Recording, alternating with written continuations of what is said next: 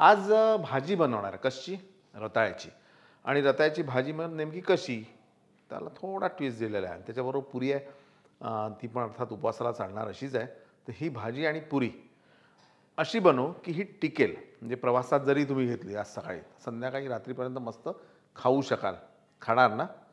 हो खाणार तर पक्का आहे हो, पण त्यासाठी बघावं लागेल ना पहिले, नाही का? आणि या लोकांना तयार का आणा ना यार लवकर सामान एक एक. हां आणतायत, बघूयात. रताळी स्वच्छ धुवून त्याच्या काचऱ्या आपण करून घेऊ.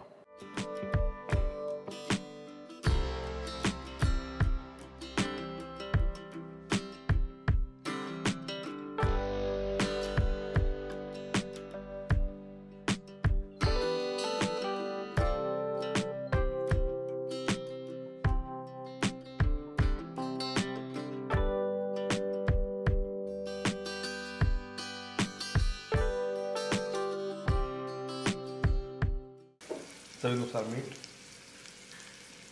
आणि याला छान परतून घ्या.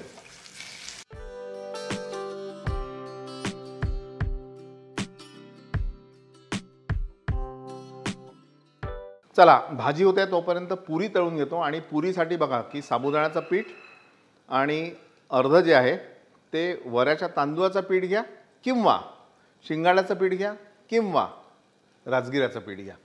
ऑप्शन सगळे दिलेले आहेत. मी मात्र साबुदाण्याचं आणि शिंगाड्याचं पीठ अर्ध अर्ध घेतलं आहे. याच्या आपण पुऱ्या लाटून घेऊ.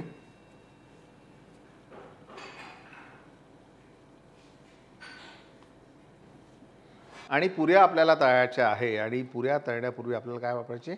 Fry powder. मग फ्राय पावडर वापरताना पुन्हा तुम्हाला प्रश्न येईल की बाबा उपवास आहे चालेल की नाही, पण हे मिनरल आहे.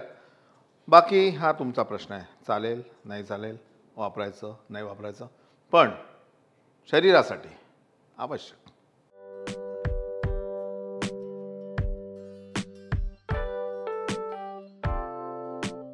आणि ही पुरी जेव्हा आपण लाटतो तर तेलावरच लाटायची.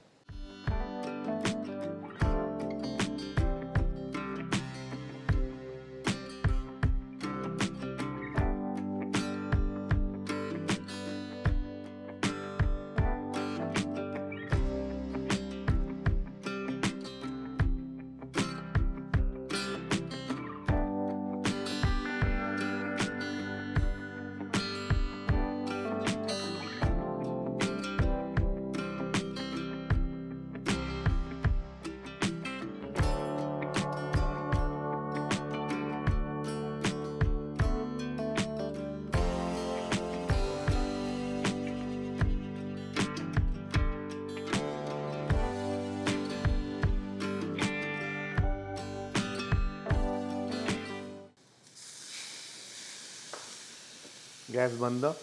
आणि यावर आता आपण ओलं खोबरं घालूयात.